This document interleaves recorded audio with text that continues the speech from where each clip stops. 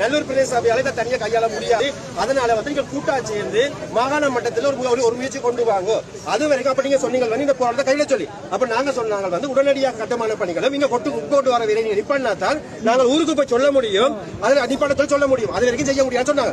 நீங்க அந்த சொன்னீங்க செய்ய முடியாது, எங்களை குப்பை கொண்டு போறதுக்கு வேற இடம் இல்ல, அதனால இங்க தான் கொண்டு வரணும்னு சொன்னீங்க. அப்ப நாங்க தொடர்ச்சியா எங்க மக்களோட சேர்ந்து இந்த போராட்டத்தை கொண்டு போவோம்னு சொல்லி அந்த அடிப்படையில் தான் இந்த நிக்கிறோம். எதுவும் மாற்று கருத்து இல்ல.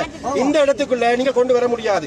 உங்களுக்கு குப்பை கொட்டடம் தேடி தர வேலையும் எங்களை வேலை இல்ல. அதுக்கு தான் உங்களுக்கு சம்பளம் தந்து நாங்க வாக்கம் போட்டு விட்டு இருக்கோம். நீங்கள் தேடி எழுங்க. அதுக்கு நாங்கள் வெறும் உங்களுக்கு சேர்ந்து ஒத்துழைப்பு தரோம். ஆனா அதை வந்து எங்களை வேலையில சூட்டி விட்டு போட்டு பந்த பரிமாறி விட்டு போட்டு அந்த பணம் சொல்ல பந்த பரிமாறி விட்டு போட்டு நாங்க வந்த உடனே இவ்வளவு காலம் என்ன செய்து நீங்கள் விடுத்த தேடி தாரீங்களோன்னு சொல்லி தேவையான கைக்காதீங்க. அதுக்கு தான் உங்களுக்கு பொறுப்பு தந்து விட்டு இருக்கோம். அமைச்சர் கூட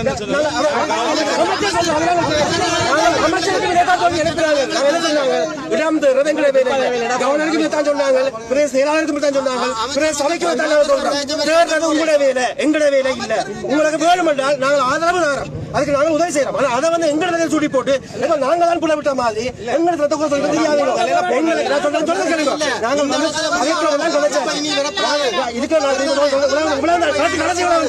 இந்த அரியாலைக்குள்ள எந்த காலத்திலும் குப்பை கொட்ட இடம் பெற இயலாது.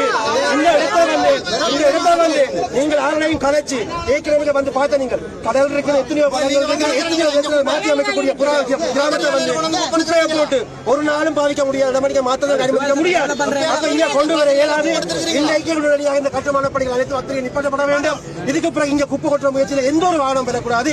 அப்படி அதையும் மீறி பிரதேசம் இந்த பிரதேச மக்களுடைய வேண்டுகோளையும் மீறி செயல்படமாக இருந்தால் அதுக்கு பிறகு என்ன நடந்தாலும் அதுக்கு முற்றுமுழுதாக பொறுப்பெடுக்க நீங்கள் உங்களுக்கு மேல இருக்கின்ற உள்ளூராட்சி மன்ற திணைக்களங்களும் ஆளுநர் தான் இருக்குமே தவிர இதுக்கு பிறகு தயவு செய்த மக்களை சொல்ல வேண்டியதெல்லாம் தெளிவாக சொல்லி